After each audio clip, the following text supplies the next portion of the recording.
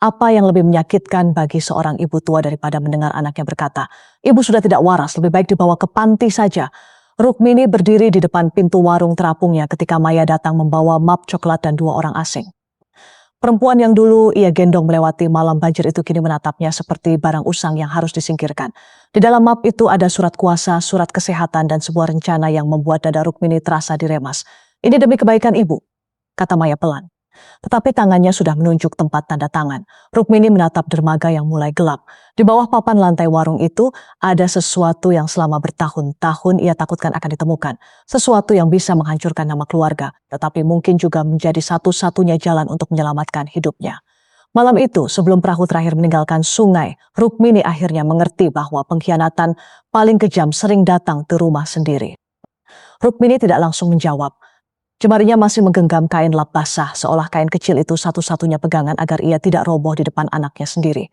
Lampu kuning di atas meja kasir bergoyang pelan. Bayangan wajah Maya jatuh di dinding papan. Berubah-ubah seperti wajah yang pernah Rukmini kenal, tetapi malam itu terasa asing. Di samping Maya, Rafiq berdiri rapi dengan senyum tipis. 2 orang yang tidak dikenal menunggu di dekat pintu membawa tas hitam dan map tambahan. "Ibu dengar saya kan?" tanya Maya. Rukmini mengangguk, tetapi matanya tetap tertahan pada map coklat di atas meja. Warung terapung yang biasanya penuh suara pelanggan mendadak sunyi. Setelah Maya meminta semua orang pulang lebih cepat, hanya debur air di bawah lantai kayu yang terdengar seperti napas panjang orang tua yang kelelahan. "Kalau memang demi kebaikan ibu, kenapa harus malam-malam begini?" tanya Rukmini. Maya menarik kursi tetapi tidak duduk. Ia justru menekan map itu dengan telapak tangan, seolah takut isinya diterbangkan angin sungai. Karena kalau siang ibu selalu mencari alasan, warung, pelanggan, perahu, tetangga. Sampai kapan ibu mau mengurus semuanya sendiri? Selama tangan ibu masih bisa menuang kopi, ibu akan urus, jawab Rukmini. Rafiq tertawa kecil. "Bu, jangan keras kepala. Semua orang sudah lihat ibu mulai lupa. Kemarin garam masuk ke kopi pelanggan. Minggu lalu uang kembalian salah. Kalau nanti ada masalah besar, Maya yang disalahkan." Rukmini menatap menantunya. Ia ingat kejadian garam itu. Seorang anak kecil menabrak rak bumbu sampai wadahnya terbalik. Ia juga ingat uang kembalian yang disebut Rafiq. Pelanggan itu justru kembali sore hari untuk mengembalikan uang lebih. Tetapi malam itu, kebenaran kecil seperti itu tampak tidak penting bagi orang yang sudah menyiapkan tuduhan. Maya menghela napas lalu melembutkan suaranya. "Ibu tidak sedang diserang. Saya anak ibu. Saya yang paling berhak membantu ibu." Kata paling berhak membuat dada Rukmini terasa berat. Sejak dulu Maya sering memakai kata itu. Hak sebagai anak sulung, hak atas usaha ayahnya, hak untuk mengatur keluarga, hak untuk memutuskan meski keputusan itu sering membuat orang lain terluka. Rukmini meletakkan kain lap di meja. Dari jendela kecil, ia melihat sungai yang gelap lampu perahu yang bergerak jauh. Di sungai itulah ia menua. Di atas lantai warung inilah ia pernah menghitung uang receh untuk biaya sekolah Maya. Di tempat ini pula suaminya pernah berpesan sebelum meninggal, "Jaga tempat ini, Min. Jangan biarkan orang menjualnya hanya karena uang terlihat besar sesaat." Kalimat itu masih hidup di telinga Rukmini. Maya membuka map coklat dan mengeluarkan beberapa lembar kertas. Ia menyusunnya rapi lalu menyodorkan pulpen. "Ibu hanya perlu tanda tangan di sini." Rukmini tidak menyentuh pulpen itu. "Ini surat apa?" "Surat kuasa pengurusan," jawab Maya cepat. "Pengurusan apa?" "Pengurusan izin, pajak, pembaruan tambatan, semua hal yang membuat ibu pusing. Kalau dokumen tidak rapi, usaha bisa ditutup. Saya cuma mau menyelamatkan warung ini." Kata menyelamatkan terdengar indah, tetapi di telinga Rukmini terasa terlalu licin. Ia mengenal Maya sejak kecil. Ia tahu kapan anak itu takut, kapan marah, dan kapan menyembunyikan sesuatu. Rafiq melangkah maju. "Bu, jangan curiga terus. Maya sampai tidak tidur memikirkan ibu. Kami ini bukan orang lain." Perempuan asing di dekat pintu tersenyum kaku. "Tidak apa-apa, Bu Maya. Yang penting keluarga sepakat." Rukmini langsung menoleh. "Keluarga sepakat? Sejak kapan keluarga sepakat tanpa bertanya kepada saya?" Maya tampak kesal. "Mereka hanya membantu administrasi, Bu." "Administrasi apa?" "Bu, jangan seperti sedang menginterogasi saya. Ibu bertanya karena ibu diminta tanda tangan." Rafiq menaruh telapak tangan di meja. Suaranya masih pelan tetapi tekanannya mulai terasa. Kadang orang tua tidak sadar kapan waktunya menyerahkan urusan kepada anak. Ibu sudah banyak berkorban. Sekarang biarkan Maya jalan. Rukmini tersenyum tipis, bukan karena bahagia, melainkan karena ia baru saja mendengar kata baik dipakai untuk menutup niat buruk. Dulu ketika warung ini hampir hanyut saat banjir besar, Maya masih kecil. Yang mengikat tali tambatan sampai tangan berdarah itu ibu dan ayahmu. Ketika ayahmu sakit dan orang bilang warung ini lebih baik dijual, yang menolak itu ibu. Sekarang kalian datang membawa orang asing dan bilang giliran kalian jalan. Maya menunduk sebentar, wajahnya sempat goyah, tetapi Rafiq menyentuh sikunya. Sentuhan kecil itu seperti memberi perintah. Maya kembali mengangkat kepala. Justru karena ibu terlalu lama mengurus semuanya, ibu tidak bisa melihat keadaan sudah berubah. Warung terapung seperti ini nanti kalah dengan tempat makan besar. Kalau kita tidak cepat, orang lain yang ambil kesempatan. Kesempatan apa? Maya menekan bibir. Kesempatan memperbaiki hidup keluarga. Rukmini menahan napas. Kata itu pernah ia dengar dari banyak orang yang menjual tempat tinggalnya, lalu menghabiskan uang tanpa menyisakan tempat pulang. Dari ujung dermaga terdengar langkah cepat. Pintu warung yang setengah terbuka bergerak pelan. Danu muncul membawa kantong daun pisang dan cabai. Keringat masih menempel di pelipisnya. Bu Rukmini, maaf saya terlambat. Tadi perahu Pak Kosim mogok di tengah. Langkah Danu berhenti ketika melihat suasana di dalam warung. Ia menurunkan kantong belanja dengan hati-hati. Maya langsung mengerutkan kening. Kamu ngapain datang malam-malam? Danu menatap Rukmini dulu sebelum menjawab. Saya biasa antar belanjaan, Mbak. Mulai besok tidak perlu. Urusan warung akan kami atur ulang. Rukmini melihat wajah Danu menegang. Pemuda itu tidak banyak bicara, tetapi selama beberapa tahun terakhir, ia selalu ada saat warung membutuhkan tangan tambahan. Belum ada yang berubah di warung ini, kata Rukmini. Maya menoleh tajam, akan berubah kalau ibu mau berpikir jernih. Danu menunduk, tetapi matanya sempat jatuh ke kertas di meja. Ia tidak bertanya. Rukmini tahu ia membaca ketegangan itu seperti membaca arus sungai. Taruh belanjaannya di dapur, kata Rukmini. Maya segera menahan. Tidak usah, biar besok orang lain yang urus. Danu sudah dibayar untuk hari ini. Jawab Rukmini, ibu selalu membela orang luar, kata Maya. Kalimat itu keluar terlalu cepat, ruangan menjadi semakin dingin. Danu diam saja. Ia mengangkat kantong belanja dan berjalan ke dapur kecil. Saat kakinya melewati sudut lantai yang paling tua, papan di bawahnya berderit keras. Jantung Rukmini berdegup, sudut itu jarang disentuh orang. Entah mengapa malam itu bunyinya terdengar seperti peringatan. Maya menarik kertas lebih dekat. Sudah Bu, kalau ibu tidak tanda tangan malam ini, besok urusan bisa makin sulit. Besok kenapa? Karena ada batas waktu. Batas waktu dari siapa? Maya diam. Rafiq yang menjawab. Dari kantor yang mengurus izin tambatan. Kalau lewat, biaya bisa naik. Kita tidak mau rugi. Rukmini tahu biaya tambatan belum waktunya dibayar. Semua catatan ada di buku lusuh dekat tungku. Sejak suaminya masih hidup, urusan itu tidak pernah ia lewatkan. Kantor mana yang bilang begitu? Tanya Rukmini. Rafiq tersenyum. Bu, ibu tidak perlu tahu semua nama kantor. Biar kami yang urus. Rukmini merasakan dingin merambat dari ujung kaki. Mereka tidak datang untuk berbicara. Mereka datang untuk membuatnya menyerah. Maya mengeluarkan pulpen dari tasnya dan meletakkannya tepat di atas kertas. Tanda tangan saja. Setelah itu ibu bisa istirahat. Kami bahkan sudah menyiapkan tempat yang lebih tenang untuk ibu.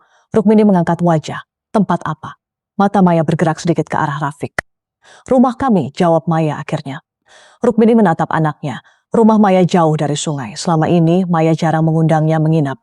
Kalau Rukmini datang membawa makanan, ia sering diminta menunggu di teras karena ruang tamu berantakan atau Rafiq sedang tidur. Kini tiba-tiba rumah itu disebut tempat tenang. Ibu tidak cocok tinggal jauh dari sungai, kata Rukmini. Justru itu masalahnya. Ibu terlalu melekat pada tempat ini, karena tempat ini rumah ibu. Rumah ibu bukan papan lapuk di atas air. Kalimat itu membuat ruangan membeku. Danu muncul dari dapur dengan wajah tertahan. Tetapi ia tidak masuk lebih jauh. Papan lapuk ini yang membuat kamu bisa makan waktu kecil, kata Rukmini pelan. Maya berkedip cepat. Saya tidak menghina ibu. Kamu menghina tempat yang memberi kita hidup. Saya hanya realistis. Realistis atau serakah? Wajah Maya memerah. Rafiq langsung menegakkan tubuh. Bu, hati-hati bicara. Maya ini anak ibu. Karena dia anak ibu, ibu masih bicara baik-baik. Lelaki asing di dekat pintu berdeham. Mungkin kami bisa kembali lain waktu. Tidak perlu, kata Maya cepat. Ia menahan map itu dengan telapak tangan. Ibu saya hanya kaget. Sebentar lagi selesai. Rukmini menoleh kepada dua orang itu. Bapak dan ibu datang untuk menyaksikan tanda tangan. Atau untuk memastikan saya menyerahkan warung. Perempuan yang membawa tas hitam tampak pucat. Kami hanya diminta mendampingi proses keluarga, Bu. Proses keluarga biasanya tidak memerlukan orang yang tidak berani menjelaskan dirinya. Rafiq menghela napas. Kali ini tanpa menutupi kekesalan. Kalau ibu tidak mau tanda tangan, berarti ibu memang tidak percaya anak sendiri. Nanti kalau usaha ini bermasalah, jangan salahkan kami. Rukmini merasa kalimat itu bukan peringatan, melainkan ancaman. Ia tahu cara orang mengambil sesuatu.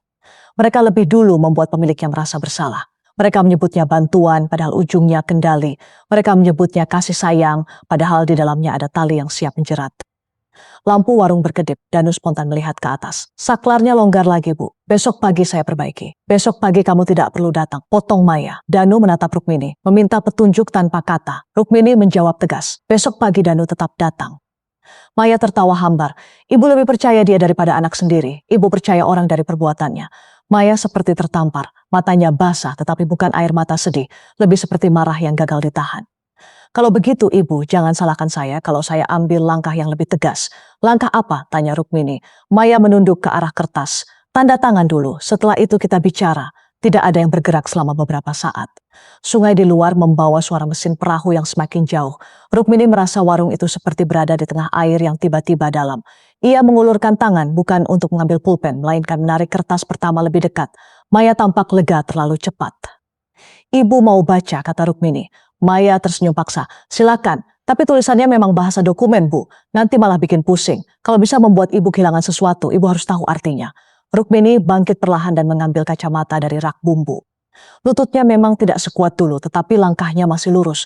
Ia sengaja tidak meminta siapapun mengambilkan. Ia ingin mereka melihat bahwa ia belum selemah cerita yang mereka sebarkan. Saat kembali ke meja, ia melihat Rafiq memberi isyarat kecil kepada Maya.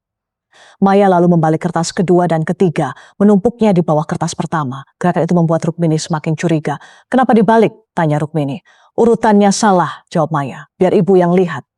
Rukmini mengambil seluruh berkas. Maya mencoba menahan ujungnya, tetapi Rukmini tidak melepaskan. Untuk pertama kalinya malam itu, ibu dan anak saling menarik kertas dalam diam. Kertas itu hanya benda tipis, tetapi di antara jari mereka ada puluhan tahun makan bersama. Pertengkaran kecil, air mata, hutang budi, dan sesuatu yang tidak pernah berani diucapkan Rukmini. Maya, ucap Rukmini pelan. Nama itu keluar dengan suara seorang ibu, bukan lawan. Tangan Maya melemah sedikit. Rukmini menarik berkas itu ke hadapannya. Ia mulai membaca dari bagian atas. Ada namanya ditulis lengkap. Ada keterangan tentang pengurusan izin dan tambatan. Beberapa kalimat terdengar biasa. Kata-katanya rapi, sopan, dan penuh istilah yang seakan dibuat untuk membuat orang tua merasa bodoh jika bertanya. Namun semakin ke bawah, napasnya semakin berat. Ada kalimat tentang pelimpahan wewenang. Ada kalimat tentang keputusan tanpa kehadiran pemberi kuasa. Ada kalimat tentang pengelolaan segala hal yang berhubungan dengan usaha. Rukmini membaca pelan-pelan beberapa kata ia ulang di dalam kepala agar tidak salah paham. Maya menggeser pulpen lagi. Bagian itu cuma formalitas. Rukmini tidak menjawab. Ia membalik lembar berikutnya. Di sana ada ruang kosong untuk tanda tangan. Tetapi di atasnya tertulis bahwa penerima kuasa dapat membuat kesepakatan dengan pihak lain selama dianggap menguntungkan usaha. Tidak ada batas waktu yang jelas. Tidak ada syarat bahwa keputusan harus disetujui lagi oleh Rukmini. Tidak ada satu kalimat pun yang melindungi haknya sebagai pemilik yang selama ini menjaga warung dengan hidupnya sendiri. Tangan Rukmini mulai gemetar. Bukan karena takut, melainkan karena menahan sesuatu yang lebih panas dari marah. Danu maju setengah langkah. Bu. Rukmini mengangkat tangan sedikit memberi tanda agar ia diam. Maya melihat perubahan wajah ibunya. Kali ini senyum di bibirnya hilang. Bu, jangan salah mengerti. Semua surat kuasa memang begitu. Rukmini menatap satu baris yang berada hampir di tengah halaman. Tulisan itu kecil, tetapi rasanya seperti pisau yang akhirnya terlihat setelah lama disembunyikan di balik kain halus. Ia membaca baris itu sekali lagi, lalu sekali lagi. Di sana tertulis bahwa sejak surat itu ditandatangani, seluruh hak pengelolaan warung terapung dapat dijalankan sepenuhnya oleh Maya tanpa perlu persetujuan Rukmini lagi. Kertas itu terasa makin berat di tangan Rukmini, bukan karena lembarannya tebal, melainkan karena ia akhirnya melihat maksud yang disembunyikan di balik senyum anaknya. Ia menurunkan kertas itu pelan-pelan, lalu menatap Maya. Ini bukan surat pengurusan, katanya. Maya menghela napas, seperti sedang menghadapi anak kecil yang sulit dinasihati. Bu, itu hanya bahasa dokumen. Semua surat kuasa memang begitu. Kalau ibu tanda tangan, kamu bisa mengambil keputusan tentang warung ini tanpa bertanya lagi kepada ibu. Supaya semuanya cepat, ibu selalu lambat karena terlalu banyak curiga. Rukmini melihat pulpen di atas meja. Benda kecil itu tampak lebih tajam daripada pisau dapur. Selama puluhan tahun, tangannya menandatangani kwitansi beras, izin tambatan, surat sekolah, dan banyak kertas lain tanpa rasa takut. Malam itu ia tahu satu goresan saja bisa mencabut hidupnya dari tempat yang ia rawat sejak muda. Ibu tidak akan tanda tangan, ucapnya. Wajah Maya langsung berubah kaku. Jadi ibu lebih memilih mempermalukan saya di depan orang yang membawa orang asing ke warung ibu itu kamu. Rafiq menepuk meja sekali. Tidak keras, tetapi cukup membuat gelas kaca bergetar. Bu, kami sudah sabar. Jangan sampai kami harus mengambil cara yang lebih tegas. Rukmini menoleh kepadanya. Tegas untuk menolong atau tegas untuk mengambil. Dua orang asing di dekat pintu saling berpandangan. Perempuan yang membawa tas hitam mundur setengah langkah. Maya meraih map itu dengan gerakan cepat, tetapi satu lembar salinan terselip di bawah cangkir dan tidak ia sadari. Baik, kata Maya. Kalau ibu mau keras kepala, jangan salahkan saya. Ia keluar bersama Rafiq. Sebelum turun dari dermaga, Rafiq menatap lemari tua, rak bumbu, lalu sudut lantai dekat dapur. Pandangan itu pendek, tetapi Rukmini menangkapnya. Ada sesuatu di matanya membuat udara warung terasa lebih dingin. Sesudah suara mobil menjauh, Danu baru berani mendekat. Bu, ibu tidak apa-apa? Rukmini tidak langsung menjawab. Ia mengambil lembar salinan yang tertinggal, melipatnya, lalu menyelipkannya ke dalam kotak kecil di bawah meja kasir. Besok datang lebih pagi, katanya pelan. Danu mengangguk. Saya juga merasa Pak Rafiq tadi seperti mencari sesuatu. Rukmini menatap lantai tua yang berderit setiap kali air sungai naik. Ia ingin berkata bahwa Danu hanya terlalu khawatir, tetapi lidahnya tidak sanggup berbohong. Pagi berikutnya Rukmini tetap membuka warung. Ia menyeduh kopi, menatap pisang goreng, dan menghitung uang kecil dengan gerakan yang sengaja dibuat tenang. Tangannya memang tidak secepat dulu, tetapi ia masih ingat siapa yang biasa minum kopi tanpa gula. Siapa yang berutang 2 porsi nasi bungkus, dan siapa yang suka duduk di dekat jendela karena punggungnya mudah masuk angin. Pelanggan pertama datang dengan wajah ragu. Bu, semalam ada ribut. Rukmini tersenyum tipis. Air sungai saja yang ribut. Mau kopi seperti biasa. Lelaki tua itu duduk, tetapi matanya terus mencuri pandang. Tak lama kemudian beberapa pedagang masuk. Mereka bicara pelan seakan dinding warung juga bisa mengadu. Rukmini pura-pura tidak mendengar. Kabar di permukiman tepi sungai selalu berjalan lebih cepat daripada perahu bermesin. Danu datang ketika matahari baru naik. Ia membawa obeng untuk memperbaiki saklar yang longgar. Belum sempat ia membuka tutup saklar, sebuah mobil berhenti di ujung dermaga. Maya turun dengan pakaian rapi diikuti Rafiq dan seorang perempuan paruh baya yang membawa tas medis. Seketika suara di warung mengecil, Maya masuk tanpa menyapa pelanggan. Bu, hari ini kita bicara baik-baik di depan orang yang paham. Rukmini menatap tas medis itu. Siapa dia? Perempuan itu tersenyum lembut. Saya diminta keluarga untuk melihat keadaan ibu. Hanya pemeriksaan ringan, saya tidak sakit, jawab Rukmini. Maya mendekat, suaranya sengaja dibuat rendah agar terdengar penuh perhatian. Tidak ada yang bilang ibu sakit, tapi akhir-akhir ini ibu sering lupa, mudah marah, dan menolak bantuan. Kata-kata itu jatuh di depan pelanggan seperti lumpur. Rukmini bisa merasakan semua mata menoleh. Ada yang iba, ada yang bingung, ada yang pura-pura memandang kopi. Rafiq ikut bicara. Kami khawatir, kemarin uang kembalian salah. Pernah juga garam masuk ke kopi. Kalau nanti ada kecelakaan di warung, siapa yang bertanggung jawab? Rukmini tahu kedua cerita itu tidak seperti yang Rafiq ucapkan. Tetapi ketika tuduhan diucapkan dengan suara tenang di depan banyak orang, kebenaran sering terdengar lebih lemah. Danu meletakkan obengnya. Bu Rukmini dari pagi bekerja seperti biasa. Maya menatapnya tajam. Saya sedang bicara tentang ibu saya. Kamu tidak perlu ikut campur. Dia membantu ibu di warung, kata Rukmini. Justru itu, ibu lebih mendengar pekerja harian daripada anak sendiri. Perempuan bertas medis membuka buku kecil. Bu Rukmini, saya hanya akan bertanya beberapa hal. Nama lengkap ibu siapa? Rukmini menatap perempuan itu lama. Kalau saya menjawab, apakah saya masih boleh menjadi pemilik warung saya sendiri? Beberapa pelanggan menunduk. Maya memejamkan mata seolah malu. Bu, jangan membuat semua orang tidak nyaman. Yang membuat ibu tidak nyaman adalah orang yang datang untuk membuktikan ibu tidak mampu berpikir. Pemeriksaan itu berlangsung singkat. Perempuan itu bertanya tentang hari, uang, makan, tidur, dan keluarga. Rukmini menjawab jelas. Ia bahkan menyebut urutan utang pelanggan tanpa melihat buku. Namun Maya tetap menambahkan cerita di sela-sela jawaban. Ibu sering menaruh uang di tempat aneh. Itu uang kecil untuk kembalian. Jawab Rukmini. Ibu pernah lupa mematikan kompor. Api mati karena minyak habis. Ibu semalam menuduh saya serakah karena kamu membawa surat yang membuat ibu kehilangan hak. Rafiq menghela napas keras. Lihat sendiri bu, semua bantuan dianggap serangan. Perempuan itu menulis sesuatu di selembar kertas. Rukmini mencoba melihat, tetapi Maya segera menutupinya dengan tangan.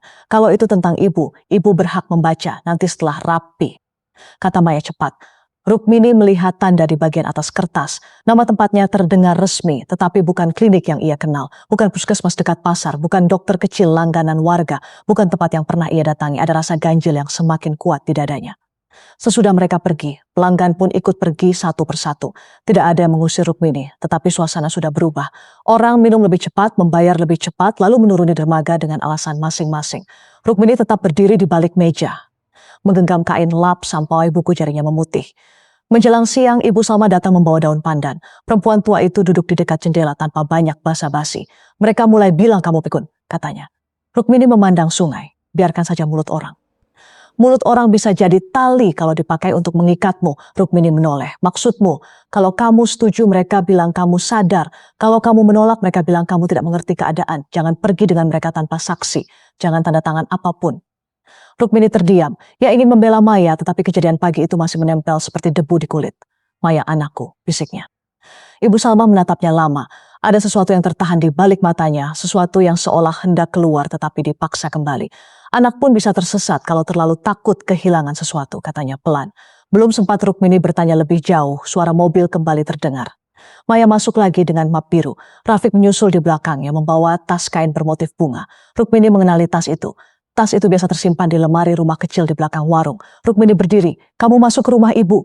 Rafiq menjawab tanpa rasa bersalah. "Kami hanya mengambil barang yang diperlukan. Ibu tidak memberi izin." Maya meletakkan map biru di meja. "Bu, jangan ribut. Tempat sudah disiapkan. Ibu akan lebih terawat." Tempat apa? Maya menelan ludah. Tempat perawatan lansia, bukan tempat buruk. Bersih, tenang. Ada yang menjaga. Dunia Rukmini seperti berhenti sejenak. Suara sungai tetap terdengar tetapi terasa jauh. Ia menatap tas kain itu lalu menatap anaknya. Ibu tidak minta dibawa ke sana. Orang yang butuh bantuan sering menolak pada awalnya. Ibu tidak butuh dibuang. Maya tampak tersinggung. "Kenapa semua kata saya selalu ibu ubah jadi jahat? Saya capek, Bu. Saya yang memikirkan masa depan keluarga." "Masa depan siapa yang membutuhkan ibu pergi dari warung ini?" Rafiq membuka map biru. Di dalamnya ada formulir pendaftaran. Nama Rukmini sudah ditulis.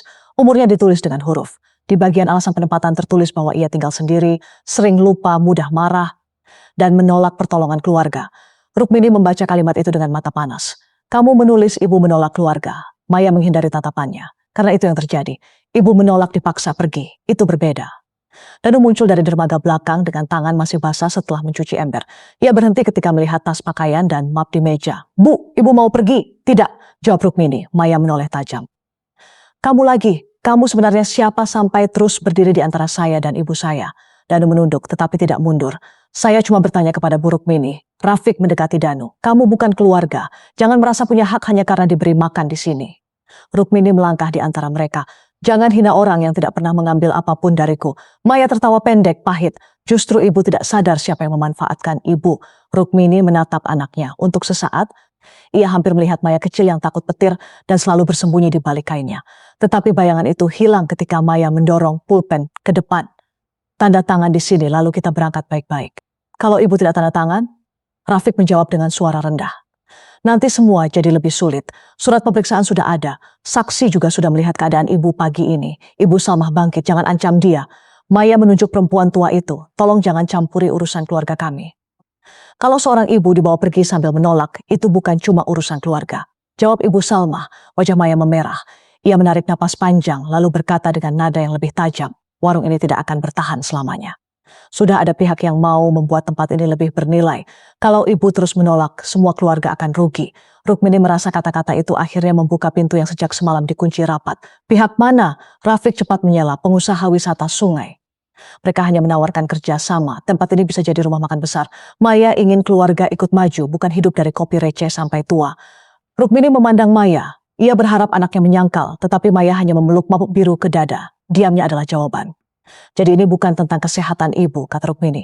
Maya menggeleng cepat. "Ini tentang semuanya. Kesehatan ibu, masa depan usaha, nama keluarga.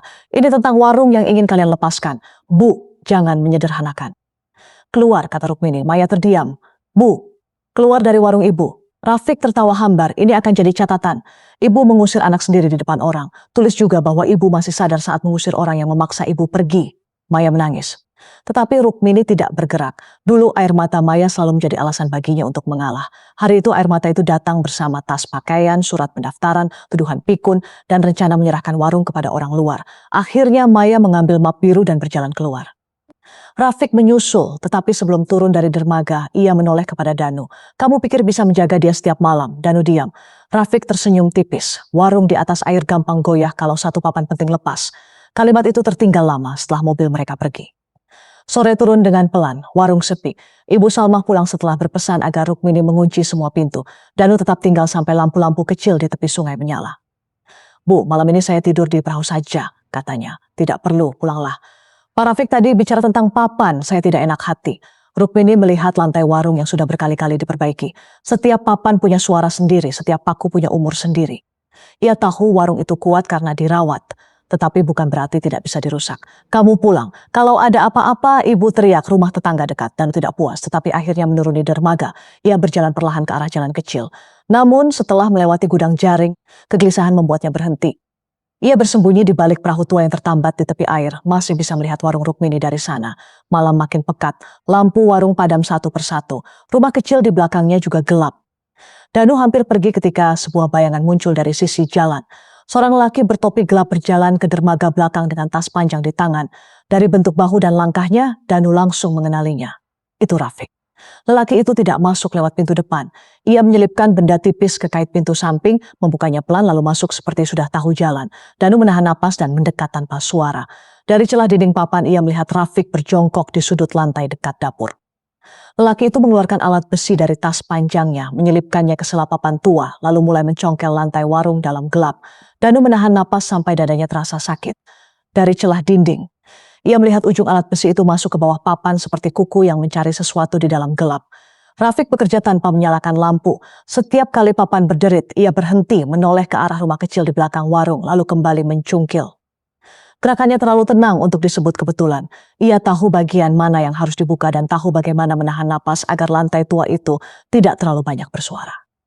Danu meraba kantong bajunya, ponselnya ada di sana. Layarnya retak tetapi masih bisa menyala. Ia menutup cahaya layar dengan telapak tangan lalu mulai merekam dari celah dinding. Gambarnya buram tetapi setidaknya ada bukti bahwa lelaki itu masuk diam-diam.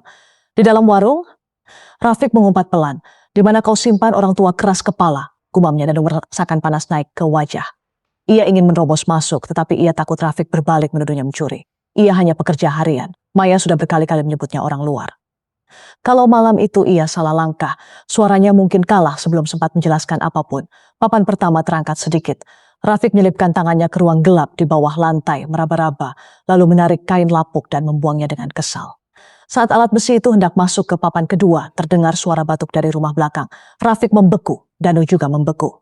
Pintu rumah kecil bergerak pelan. Rukmini muncul dengan selendang tipis di bahu dan senter kecil di tangan. Cahaya belum mengenai warung, tetapi cukup membuat bayangan Rafiq melebar di dinding. "Siapa di sana?" tanya Rukmini. Rafiq merunduk, menutup papan dengan kaki. Lalu menyelinap ke pintu samping. Danu hampir memanggil, tetapi lelaki itu sudah melompat turun ke dermaga belakang. Hanya bunyi langkah cepat dan suara motor kecil yang tersisa di jalan sempit. "Danu," panggil Rukmini. "Saya, Bu," jawab Danu akhirnya. Rukmini mengarahkan senter kepadanya. Wajahnya kaget lalu langsung berubah cemas ketika melihat pintu samping masih bergerak tertiup angin. "Kamu belum pulang?" "Saya tadi merasa tidak enak. Saya menunggu di luar." "Pak Rafiq masuk ke sini, Bu?" Rukmini tidak bertanya lagi. Ia masuk ke warung dan langsung melihat sudut lantai dekat dapur. Papan di sana tidak rata. Paku tua mencuat, serpihan kayu tercecer, dan bekas alat besi terlihat jelas di tepi papan. Ia duduk di bangku panjang, tubuhnya masih tegak tetapi matanya tiba-tiba tampak jauh. "Dia membuka bagian itu?" tanyanya. Danu mengangguk lalu menunjukkan rekaman pendek di ponselnya. Rukmini melihat bayangan Rafiq, alat besi dan tangan yang meraba ke bawah lantai. Gambarnya tidak terang tetapi cukup untuk membuat ia tahu bahwa dugaan buruknya bukan sekadar rasa takut seorang ibu tua. "Apa yang dia cari, Bu?" tanya Danu. Rukmini menatap papan itu lama. Dalam kepalanya suara suaminya yang sudah lama meninggal tiba-tiba hidup lagi. Malam itu suaminya duduk di kursi dekat dapur dengan napas pendek. Ia berkata, kalau suatu hari rumah ini ramai oleh orang yang ingin mengambil lebih dari haknya, carilah sesuatu yang pernah kutitipkan di bawah kayu. Waktu itu Rukmini marah. Ia tidak mau mendengar pesan seperti orang yang hendak pergi. Ia menyuruh suaminya minum obat dan berhenti bicara aneh. Setelah suaminya benar-benar pergi, kalimat itu ia kubur dalam diam. "Belum saatnya," kata Rukmini pelan. Danu tidak mengerti, tetapi ia tidak memaksa. Malam itu mereka tidak tidur. Ia memaku kembali papan yang hampir terbuka. Sementara Rukmini duduk di meja kasir, memegang tasbih kayu tua dengan mata yang terus memandang sudut dapur. Menjelang pagi, Ibu Salmah datang membawa termos teh. Ia berdiri di depan pintu, melihat lampu warung masih menyala. Lalu wajahnya berubah sebelum Rukmini sempat menjelaskan. "Ada yang masuk?" tanyanya. Danu menunjukkan rekaman itu. Ibu Salmah menonton dengan bibir tertutup rapat. Ketika bayangan Rafiq terlihat mencongkel lantai, tangannya gemetar. "Dia mencari kotak itu," ucapnya. Rukmini mengangkat wajah. "Kotak apa, Ibu Salmah?" Sadar bahwa kata itu terlepas terlalu cepat. Ia duduk perlahan menaruh termos di meja lalu memandang sungai yang mulai pucat. "Dulu suamimu pernah datang ke rumahku," katanya. "Malam setelah kau jatuh sakit dan warung tidak dibuka, dia membawa kotak besi kecil. Katanya kalau dia tidak sempat menjelaskan sesuatu kepadamu, suatu hari kotak itu harus ditemukan." Rukmini merasa dadanya ditekan. "Kenapa kau tidak pernah bilang?" "Karena dia melarangku," katanya. "Selama rumahmu masih damai, jangan buka luka yang sudah dijahit." Danu berdiri di dekat dapur tidak berani ikut bicara. Namun ia melihat wajah Rukmini berubah. Seperti orang yang dipaksa mengingat sesuatu yang sengaja disembunyikan dari dirinya sendiri. "Kotak itu berisi apa? Aku tidak tahu semuanya." Ibu Salmah menunduk. "Kalau Rafiq mencarinya, berarti Maya sudah mencium sesuatu." Nama Maya membuat ruangan kecil itu semakin sesak. Pagi itu Rukmini tidak membuka warung. Ia menulis sendiri pemberitahuan bahwa warung tutup sementara, lalu menempelkannya di pintu depan. Tulisannya masih rapi. Ia sengaja menekankan ujung pena pada setiap huruf. Seakan ingin membuktikan bahwa tangannya belum kehilangan kendali. Kita harus panggil Hendra, kata Ibu Salmah. Rukmini langsung menoleh. Untuk apa? Dia adik almarhum suamimu. Kalau ada urusan surat lama, dia bisa jadi saksi. Maya bisa bilang Danu bukan keluarga. Dia bisa bilang aku hanya tetangga tua, tapi Hendra tahu asal-usul tambatan ini. Rukmini ingin menolak. Tetapi bayangan Rafiq yang mencungkil lantai membuatnya tidak punya alasan. Kalau mereka diam, besok bisa saja Maya datang dengan orang lebih banyak. Kalau ia hanya mengandalkan rasa sayang itu sudah dipakai untuk menjeratnya.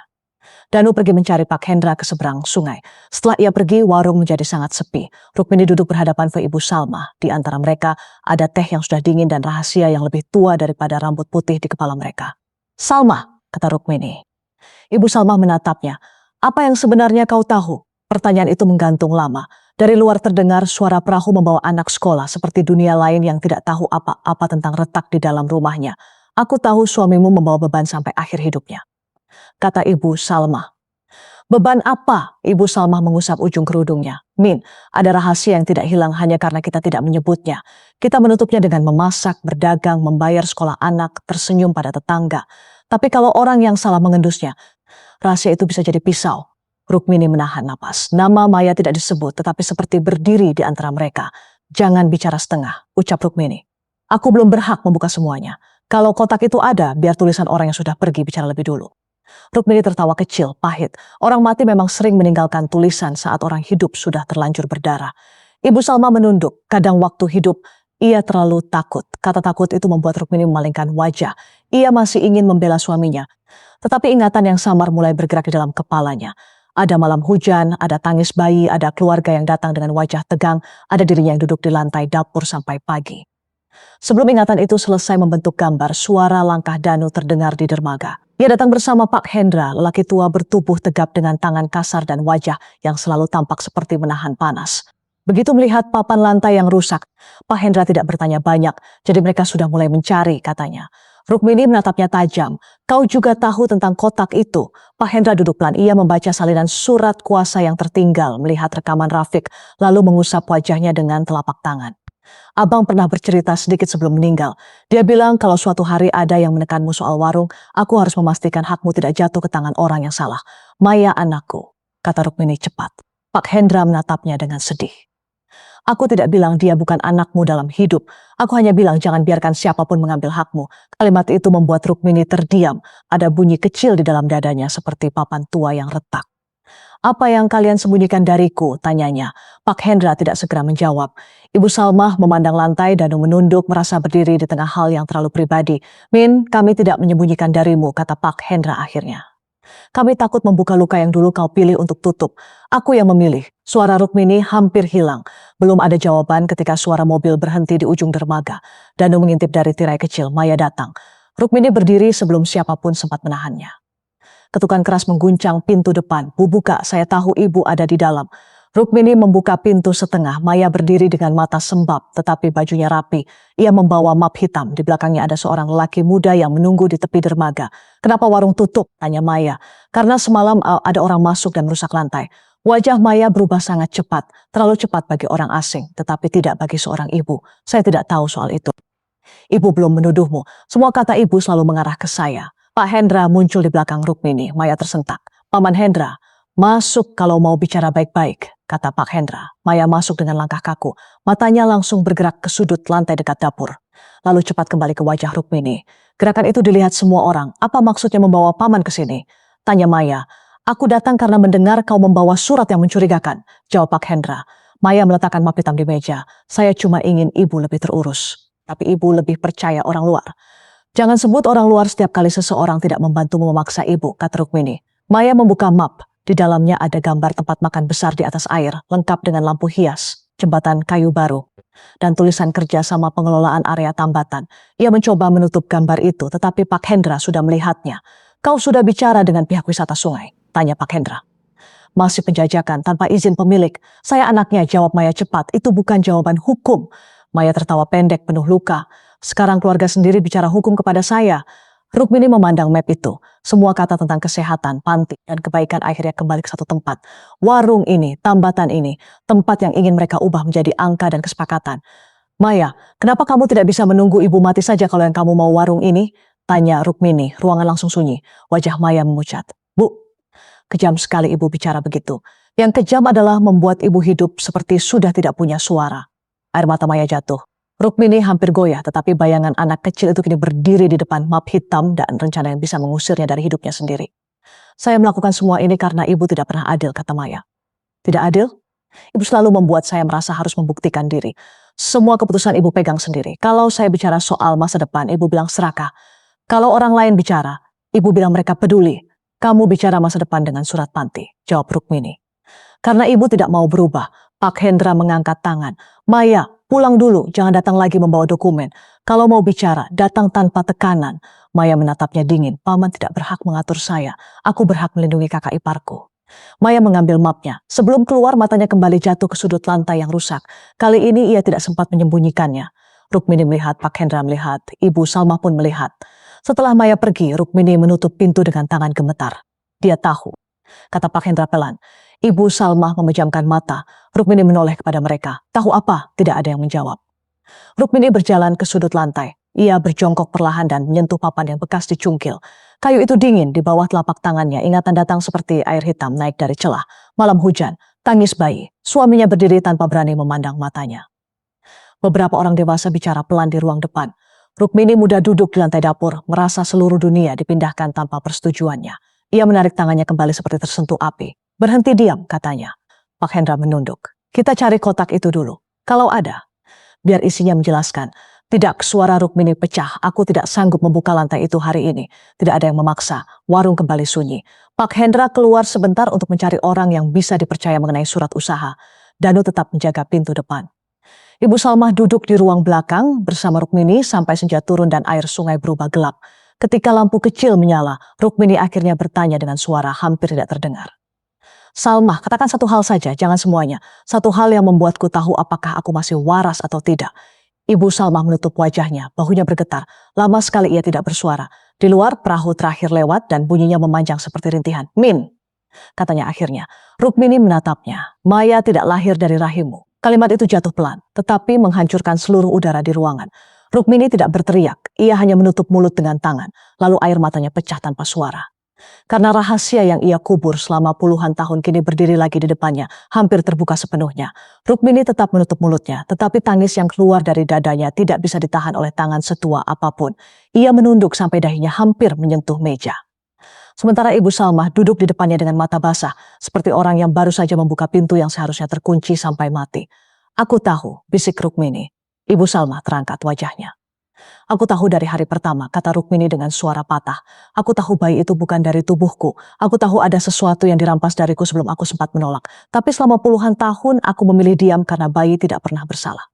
Di luar, air sungai menampar tiang dermaga pelan-pelan. Rukmini mengusap wajahnya lalu memandang sudut lantai yang semalam dicongkel Rafiq. Kalau dia mencari sesuatu di bawah sana, berarti ada bukti yang dia takutkan. Kita cari sekarang. Min, tubuhmu belum kuat, kata Ibu Salma. Yang membuat tubuhku lemah bukan lantai ini. Yang membuat tubuhku lemah adalah hidup di antara orang yang memakai kediamu untuk mengikatmu. Danu dipanggil dari kura depan. Pemuda itu masuk membawa palu kecil dan senter. Ia tidak bertanya tentang kalimat Ibu Salma tadi. Mereka berjongkok di dekat dapur. Papan yang rusak terangkat dengan suara mengeluh. Bau kayu basah keluar dari celah lantai. Danu mengarahkan senter meraba ruang gelap di bawahnya. Lalu wajahnya berubah. Ada sesuatu, Bu. Ia menarik benda itu perlahan. Sebuah kotak besi kecil muncul tertutup karat dan lumpur kering. Tali kain hitam mengikatnya rapat. Di bagian tutup ada goresan nama almarhum suami Rukmini yang sudah pudar, tetapi masih bisa dikenali. Rukmini tidak langsung menyentuhnya. Selama bertahun-tahun ia mengira rahasia itu hanya tinggal di dada orang hidup. Kini rahasia itu ada di atas lantai dingin berat dan nyata. Pak Hendra harus ada saat dibuka, katanya. Seolah mendengar namanya. Langkah tergesa terdengar di dermaga. Pak Hendra masuk dengan napas pendek membawa tas kertas berisi salinan dokumen tambatan lama. Begitu melihat kotak besi di meja, wajahnya kehilangan warna. Jadi benar ada, katanya. Rukmini menatapnya. Kalau kau tahu, kenapa membiarkan aku menunggu selama ini? Karena abangku meminta aku bersumpah. Kotak itu hanya boleh dibuka kalau ada orang yang mencoba mengambil hakmu. Hak yang mana, Endra R.A? Hak atas warung atau hak atas kebenaran hidupku?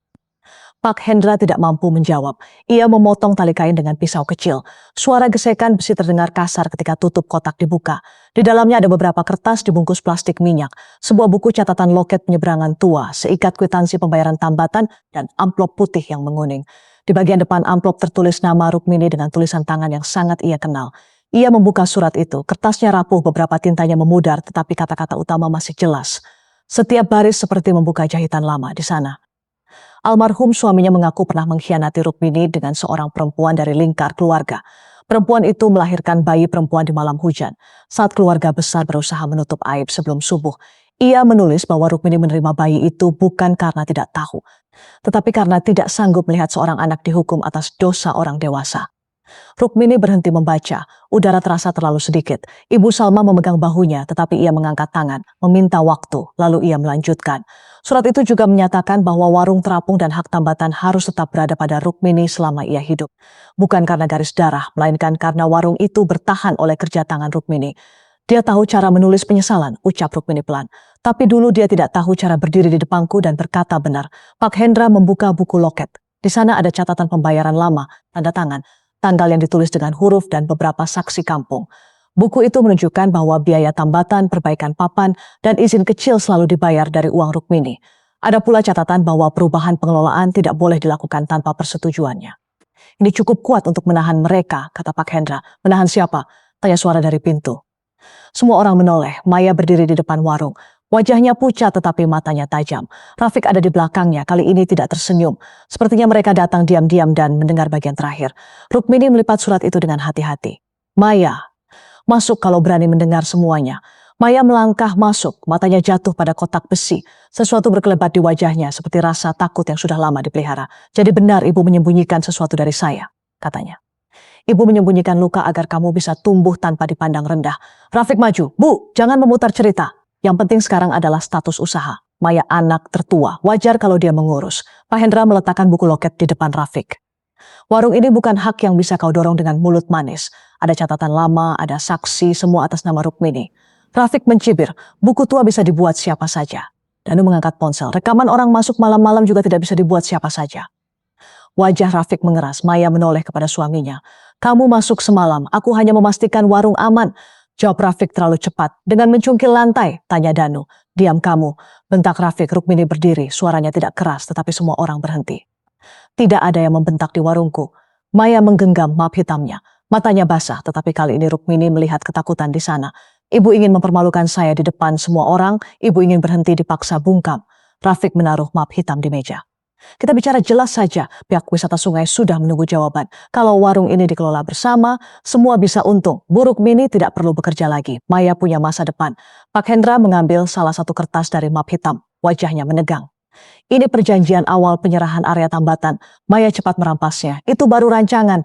Rancangan dengan tanda tanganmu, kata Pak Hendra. Rukmini menatap Maya. Luka itu sudah terbuka terlalu lebar sampai rasa sakitnya berubah menjadi dingin. Kamu menandatangani sesuatu atas tempat yang belum jadi milikmu. Maya menggigit bibir. Saya melakukannya karena ibu tidak pernah mau berpikir jauh. Berpikir jauh atau menjual ibu sebelum waktunya. Ibu selalu membuat saya terdengar jahat.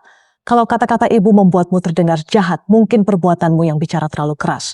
Rafiq mengangkat suara. Cukup. Kami tidak akan dipermalukan oleh kertas tua dan omongan tetangga. Kalau begitu panggil orang yang kamu bawa kemarin, kata Rukmini. Panggil yang membuat surat kesehatan itu. Panggil juga yang menyaksikan surat kuasa. Kita baca semua di depan saksi. Maya tampak panik. Bu, jangan membuat masalah jadi besar. Kamu yang membawa masalah ke meja ibu. Pak Hendra meminta Danu memanggil ketua warga dan 2 saksi tambatan. Rafiq mencoba menahan, tetapi warga sekitar sudah mendengar suara mereka. Tidak lama kemudian, beberapa orang tua masuk. Ibu Salmah duduk di samping Rukmini. Ketua warga datang dengan wajah serius. Maya menatap orang-orang itu dengan air mata. Jadi ibu memilih mengadili anak sendiri di depan kampung, ibu memilih tidak dibawa pergi dalam diam. Jawab Rukmini. Ketua warga mendengarkan. Pak Hendra menjelaskan tentang surat kuasa rencana panti perjanjian area tambatan. Kotak besi dan rekaman Rafiq. Rafiq membantah, Maya menangis. Rukmini duduk diam, membiarkan semua suara keluar sampai orang bisa membedakan mana yang panik dan mana yang benar. Ketika diminta menunjukkan surat kuasa asli, Maya membuka mapnya dengan tangan gemetar. Ini hanya salinan, yang asli ada pada pihak pengurus katanya. Pengurus mana? Tanya ketua warga. Maya terdiam. Rafiq menjawab, orang administrasi swasta. Kami dibantu supaya cepat. Nama kantornya, Rafiq menyebut nama yang terdengar rapi, tetapi alamatnya tidak jelas. Danu tiba-tiba berkata pelan, saya pernah ke daerah itu. Tidak ada kantor seperti itu. Rafiq menunjuknya, kamu jangan mengarang. Saya bisa tunjukkan, jawab Danu. Ketua warga meminta melihat surat kuasa itu. Pak Hendra membaca salinan yang tertinggal dari malam pertama. Mereka membandingkan kedua lembar itu. Pada salinan Rukmini tertulis pengurusan usaha. Pada berkas Maya, ada tambahan kalimat tentang hak membuat kesepakatan dengan pihak lain tanpa persetujuan ulang. Kenapa isinya berbeda? Tanya Pak Hendra. Maya tampak bingung atau berpura-pura sangat baik. Saya tidak tahu, Rafiq yang mengurus redaksinya. Rafiq langsung menoleh. Kamu yang minta semua dipercepat, aku tidak minta dipalsukan. Kata itu keluar dari mulut Maya sendiri. Ruangan menjadi sunyi. Rafiq sadar terlambat. Jadi ada yang dipalsukan? Tanya ketua warga. Maya menutup mulutnya. Rafiq mencoba bicara tetapi suaranya tercekat. Rukmini mengambil kertas itu. Ia memandang tanda di bagian bawah. Tanda tangannya memang belum ada karena ia menolak. Tetapi di lembar lain ada paraf kecil di pinggir halaman. Bukan tulisan tangannya. Ia tahu betul gerak jarinya sendiri. Ini bukan paraf ibu, katanya. Pak Hendra mendekat. Benar, Rukmini tidak pernah membuat paraf seperti ini. Rafiq tertawa keras, dibuat-buat. Paraf kecil saja diperdebatkan. Paraf kecil bisa membuka jalan untuk tanda tangan besar. Jawab ketua warga. Ibu Salmah tiba-tiba berdiri. Wajahnya pucat. Tapi suaranya jelas. Ada hal lain yang harus diketahui. Selama ini Rukmini menanggung malu orang lain. Kalau hari ini anaknya datang menuduh dia tidak waras, maka aku tidak akan diam lagi. Maya membeku. Jangan, kata Rukmini pelan. Ibu Salmah menatapnya dengan air mata. Min, mereka memakai diamu untuk mengikat lehermu. Pak Hendra membuka surat dari kotak besi. Ia tidak membaca semuanya, tetapi cukup beberapa bagian yang menyebut pengakuan almarhum suami dan hak Rukmini atas warung. Nama perempuan dari masa lalu tidak ia ucapkan lengkap. Namun kata hubungan terlarang dan bayi perempuan membuat ruangan berubah seperti diterpa angin dingin. Maya berdiri, itu bohong, tidak ada yang segera bicara. Maya menggeleng kuat, itu bohong, ibu membuat cerita untuk mengambil hak saya. Rukmini menatapnya dengan wajah hancur. Hak apa yang tidak pernah ibu berikan kepadamu? Kamu makan dari tangan ibu, kamu sekolah dari keringat ibu, kamu sakit, ibu yang duduk sampai pagi. Kamu menikah, ibu yang menjual gelang terakhir agar pestamu tidak memalukan. Apa yang kurang? Maya menangis keras. Yang kurang adalah kejujuran. Kalimat itu menampar semua orang. Rukmini terdiam. Maya mungkin sudah lama menemukan potongan rahasia, tetapi tidak pernah mengetahui bentuk utuhnya. Potongan itulah yang tumbuh menjadi takut, lalu berubah menjadi serakah. Aku menemukan nama itu di catatan ayah, kata Maya dengan suara bergetar. Aku tahu ada sesuatu tentang kelahiranku, tapi ibu tidak pernah bicara. Rukmini menahan air mata. Kamu tetap anakku. Kalau begitu, kenapa semua surat dibuat seolah aku tidak punya tempat? Karena warung ini bukan obat untuk lukamu, Maya. Rafiq tiba-tiba meraih map hitam dan surat kuasa. Danu lebih cepat menahan ujungnya, kertas berserakan di meja. Salah satu lembar jatuh ke lantai, memperlihatkan cep dan tanda tangan saksi yang sama dengan orang asing yang datang bersama Maya malam pertama. Ketua warga mengambilnya. Ini nama saksi yang kemarin datang? Rukmini mengangguk. Pak Hendra melihat lebih dekat lalu mengambil salinan pembayaran dari tasnya. Orang ini juga tercantum sebagai perantara calon pembeli tambatan. Jadi dia bukan saksi netral. Rafiq memaki pelan. Maya mundur satu langkah. Rafiq, kamu bilang mereka hanya membantu administrasi. Maya, jangan bodoh. Tanpa aku, kamu tidak akan dapat apa-apa. Kata itu keluar tajam dan tidak bisa ditarik kembali. Maya menatap suaminya seperti baru melihat wajah asli di balik wajah yang ia peluk bertahun-tahun. Ketua warga meletakkan semua dokumen di meja. Ia meminta Maya menjelaskan asal surat kuasa, nama pembuat dokumen, dan alasan adanya paraf yang bukan milik Rukmini. Maya tidak sanggup menjawab. Rafiq mencoba mengambil alih, tetapi setiap jawabannya bertabrakan dengan kertas lain. Danu menunjukkan rekaman Rafiq sekali lagi. Semua orang melihat bayangan lelaki itu masuk lewat pintu samping, mencongkel papan dan meraba ruang di bawah lantai. Pak Hendra lalu membuka bagian terakhir, buku loket. Di sana tertulis pernyataan lama bahwa setiap perubahan pengelolaan warung harus disetujui Rukmini secara langsung, bukan melalui perwakilan yang ditunjuk sepihak. Tanda tangan almarhum suami, tanda tangan saksi tua, dan catatan pembayaran Rukmini berdiri seperti pagar yang baru ditemukan setelah rumah hampir dirampas. Ketua warga menarik napas panjang. Dari semua yang ada di meja ini, surat kuasa yang kalian bawa tidak bisa dianggap sah.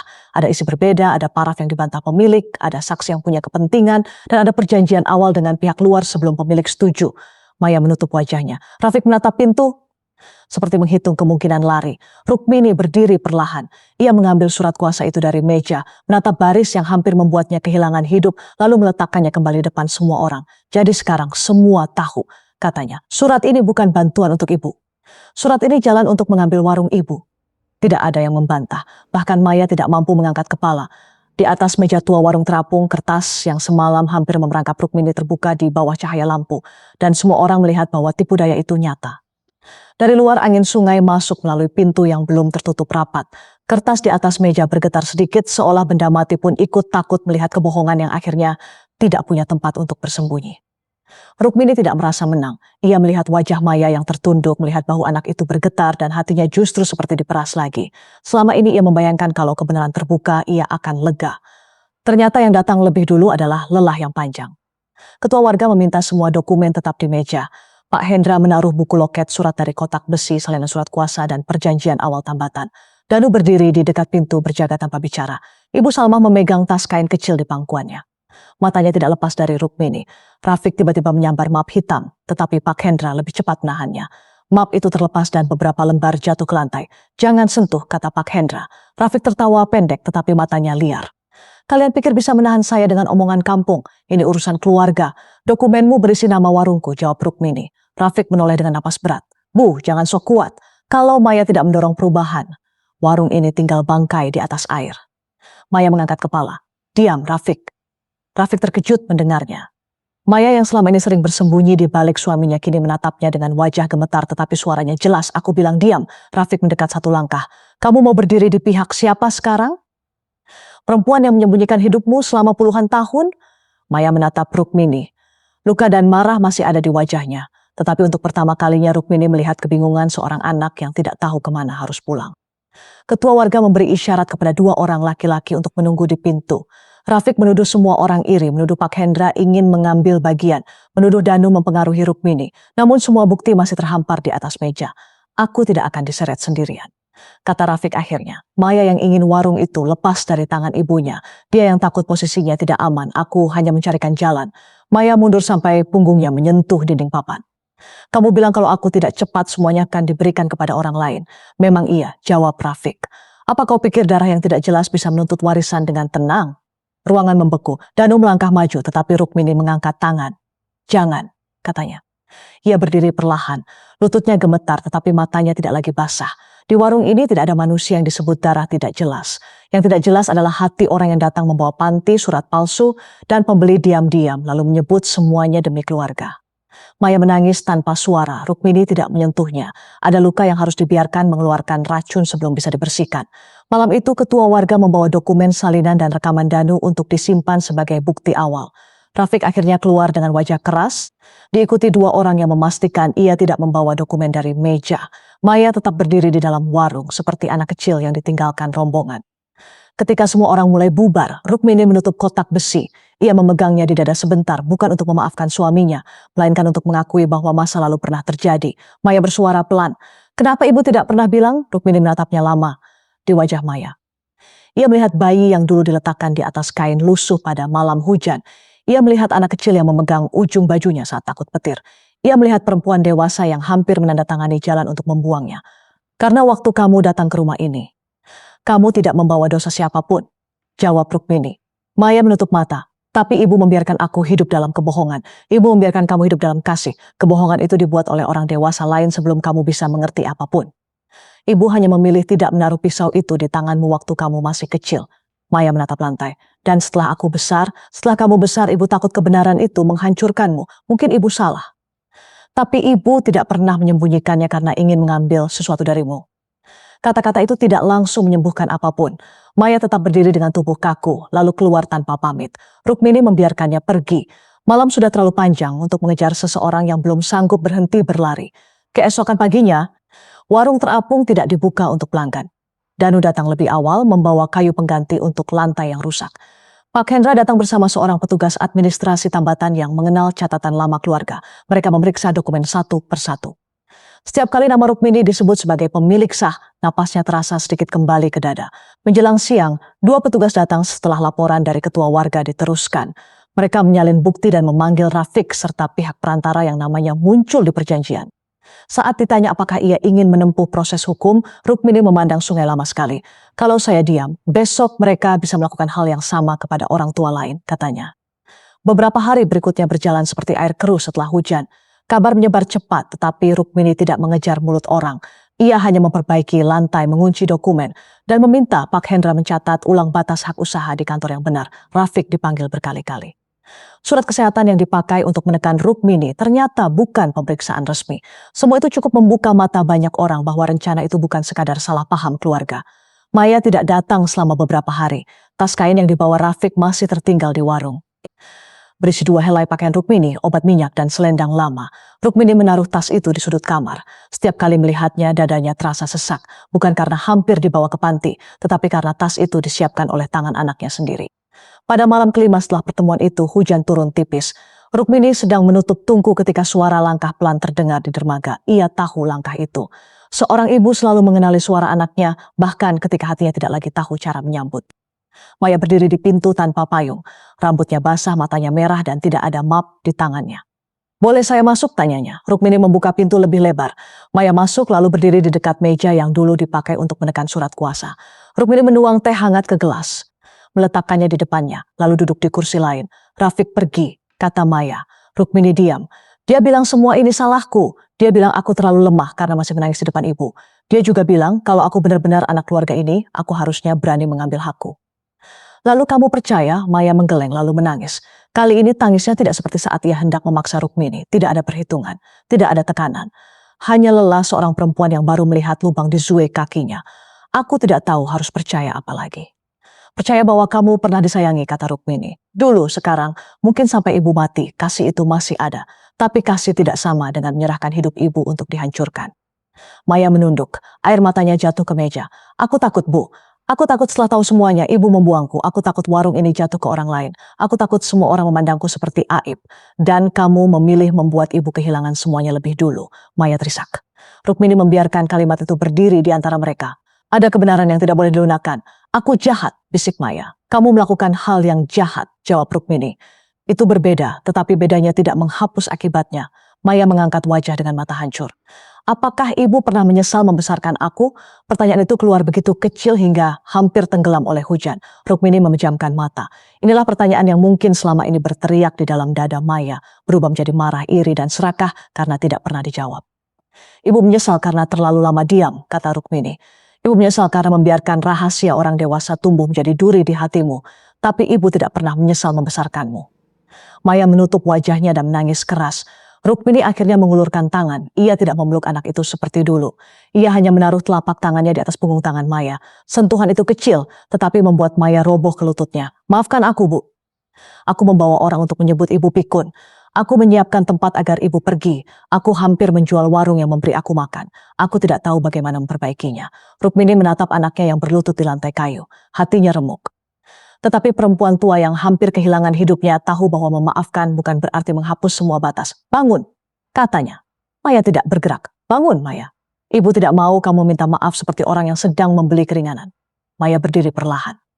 "Mulai besok kamu datang ke kantor warga dan memberi keterangan yang benar. Kamu sebut siapa yang membuat surat itu. Kamu sebut perantara yang menemuimu. Kamu kembalikan semua salinan dokumen yang ada padamu. Setelah itu kamu tidak mengurus warung ini lagi." Maya menatapnya dengan sakit. "Tidak sama sekali?" "Tidak, setidaknya sampai ibu percaya bahwa kamu tidak melihat warung ini sebagai jalan keluar dari ketakutanmu." Maya mengangguk pelan. "Apakah aku masih boleh datang?" Rukmini memandang sungai. Di luar, hujan membuat permukaan air berkerut seperti kulit tua. "Kamu boleh datang sebagai anak, bukan sebagai orang yang membawa map." Hari berikutnya, Maya benar-benar datang ke kantor warga. Ia memberi keterangan dan menyerahkan nama orang yang menghubungkan mereka dengan calon pembeli. Rafiq berusaha menyalahkan semua pada Maya, tetapi rekaman Danu, surat berbeda, dan jejak perantara membuat alasan itu tidak lagi mudah dipercaya.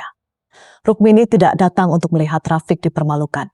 Ia hanya meminta agar warungnya tidak lagi diganggu, namanya dibersihkan dari tuduhan pikun, dan dokumen palsu tidak pernah digunakan lagi. Setelah urusan itu mulai berjalan, Rukmini membuka warung kembali. Hari pertama hanya sedikit pelanggan yang datang, mereka malu. Ada yang meminta maaf dengan membeli kopi 2 gelas, ada yang membawa pisang, ada yang pura-pura hong tahu apa-apa. Rukmini melayani semuanya dengan tenang. Di sore hari ia menempelkan pengumuman baru di dekat meja kasir. Mulai bulan itu, setiap sore warung terapung akan menyediakan makanan sederhana untuk para perempuan tua yang tinggal sendiri. Mereka boleh membantu mengupas bawang. Melipat daun atau sekadar duduk dan bercerita, tidak ada yang dipaksa membayar jika tidak mampu. Danu membantu memasang bangku tambahan. Ibu Salma membawa panci besar. Pak Hendra memperbaiki tiang tambatan. Apa ibu tidak takut rugi? Tanya Danu. Rukmini tersenyum kecil. Orang tua yang punya tempat duduk tidak mudah dibuang, no.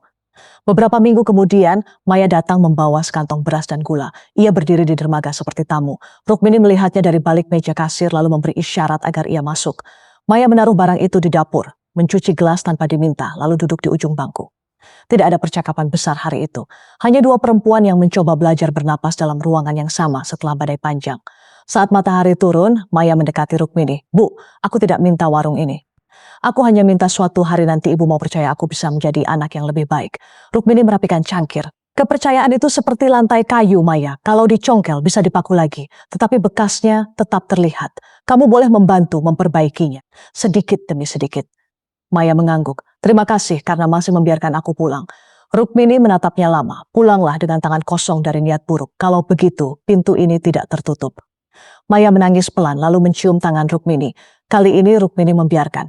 Ia bahkan menyentuh kepala Maya sebentar, seperti dulu saat anak itu masih kecil. Namun setelah Maya pergi, Rukmini mengunci laci dokumen dengan kunci baru. Ia menyimpan kunci itu di kantong bajunya sendiri. Malam itu warung terapung penuh suara lembut. Ibu-ibu tua duduk di bangku panjang. Danu menuang teh. Di sudut yang dulu dicongkel Rafiq, papan baru terpasang kuat. Bekasnya masih terlihat tetapi tidak lagi menakutkan. Rukmini berdiri di pintu, memandang sungai yang gelap dan tenang. Ia tahu hidupnya tidak kembali seperti dulu. Nama keluarga pernah robek. Anak yang ia cintai pernah menusuknya dengan surat. Tetapi di tengah semua luka itu, ia masih berdiri di rumah yang ia jaga dengan tangannya sendiri. Ia tidak membenci Maya. Ia juga tidak menyerahkan dirinya lagi kepada Maya. Di usia senjanya, Rukmini akhirnya memahami bahwa kasih seorang ibu boleh menjadi tempat pulang, tetapi bukan tali untuk menyeretnya ke dalam penderitaan. Malam semakin turun. Rukmini memadamkan satu lampu, lalu membiarkan lampu kecil di atas meja tetap menyala. Bukan untuk menunggu orang yang akan mengambil sesuatu darinya, melainkan untuk siapa saja yang datang dengan hati jujur dan butuh tempat singgah. Di atas sungai yang pelan, warung terapung itu tidak lagi tampak seperti papan lapuk. Ia tampak seperti rumah tua yang pernah hampir tenggelam, tetapi memilih tetap mengapung.